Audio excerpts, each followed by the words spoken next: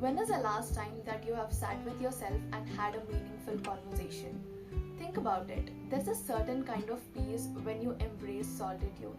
It's not emptiness, it's not silence, but it's the space where your thoughts are lighter, your breath is deeper, and your presence is more real.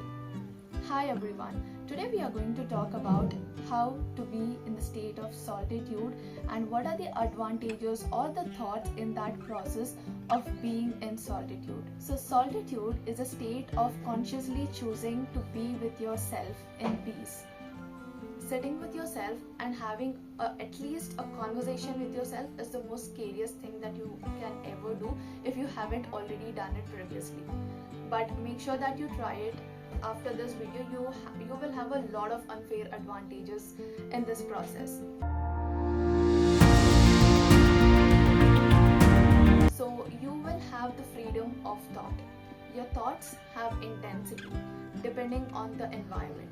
So let's say if you are in your college or if you're in your office, maybe your thoughts will be revolving around, maybe you have to go to cafeteria, maybe you have to go and have lunch with your friends, or maybe a certain task is pending, there's a meeting. So these are the different kinds of thoughts when you are in office, and maybe if you are in home. So if you're in your home, your thoughts will be revolving around your home itself. So that's how the thoughts depends on your environment. So let's say if you are sitting with your own self, that's the most scariest thing that will be there for you, because you get to know the real you first. And most of the people try to avoid these conversations and silences our inner voices. The reason we are so much busy in our external worlds because we are trying to silence our inner voices. When you sit with yourself, you will have that kind of space. Make sure that the space that you are creating for yourself is judgment free, because when you talk about your own feelings or thoughts or your plans with someone else, they're definitely gonna judge you in some or the other way. So make sure that you create a judgment free zone for your own self.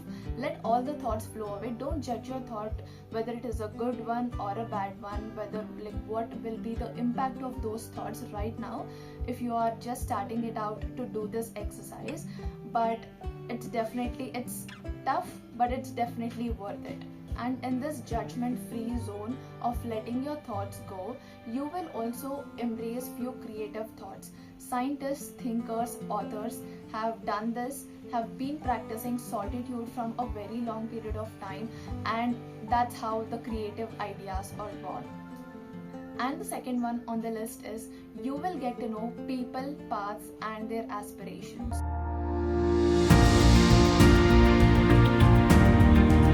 In this journey, you will meet different people. You will get to know their story, what is their background, and that will help you what to do and what not to do in your life. Not everything we can learn from our own experiences. Sometimes it's better to learn from others' experiences as well. And the next one on the list is you will have an opportunity to challenge yourself. And this is a space where your accountability builds and your mental resilience starts.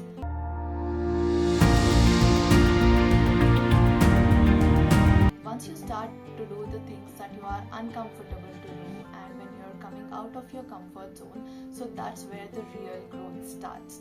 So for example, in your daily routine, if you have exercise as one of the part, putting that yoga mat outside is the most toughest job.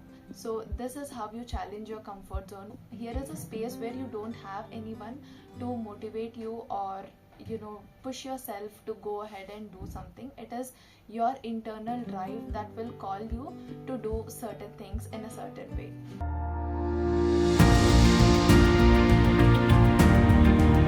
We always have that one particular list where we have so many things that we wanted to try it out, but just because of our insecurity or maybe because of the external factors that you're not able to do it. Maybe you wanted to try it out yoga, maybe you wanted to do exercise or dance or Zumba. So it could be any of those things in your list that you wanted to try it out from a very long period of time. So this is a time where you can pick up one of the thing and start doing it. and this is a place where nobody is going to judge you apart from yourself. Don't judge yourself based on something. So let's say if you are drawing an art, you don't have to be an artist, or you don't have to be perfect at whatever you're doing it is just like you are doing it for your own peace of mind. You're not showing it to anyone, you're not doing any of those things, but it is just within yourself. So make sure that you try it out different things. I wanted to give an example of my case. I don't really like writing in the beginning because I feel it consumes a lot of energy, and in the college days when we write assignments as well, I used to feel very boring, but still we used to do it anyways. So it's like writing is a therapy, and that's how when you're writing, all the senses are engaged and your mind is definitely focused, because if you're thinking some other thing, you cannot write. If you want, you can write out and check. Maybe if you're reading something and if you are thinking about something else, maybe that works, but if you're writing, your 100% concentration should be on whatever you are writing. Maybe you are not sure what you are going to write next, but your focus should be on writing when you are doing it. So that's how you live in the present moment.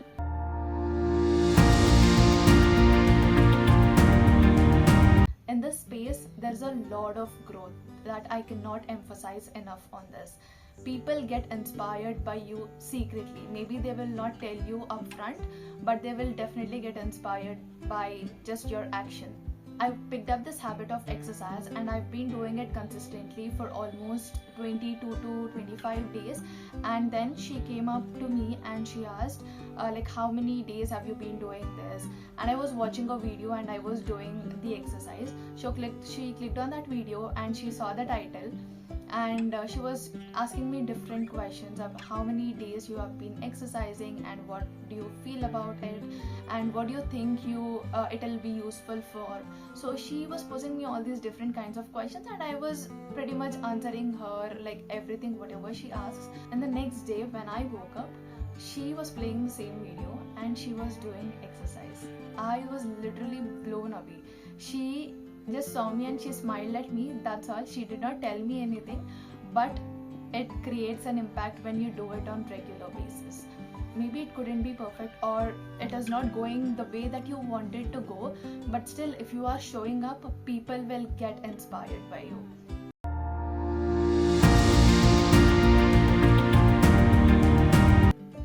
And the next one is be yourself. When you're sitting with yourself, don't fake it.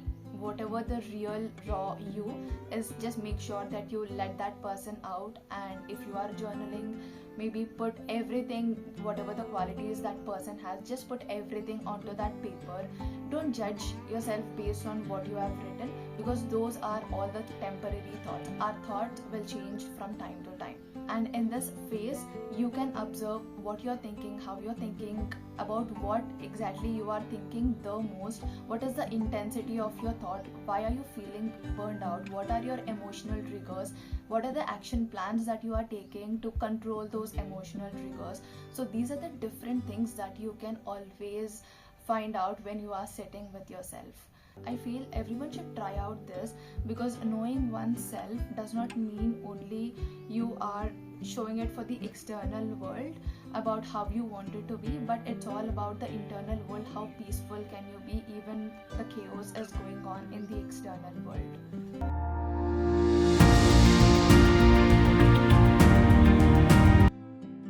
So here is a task for you.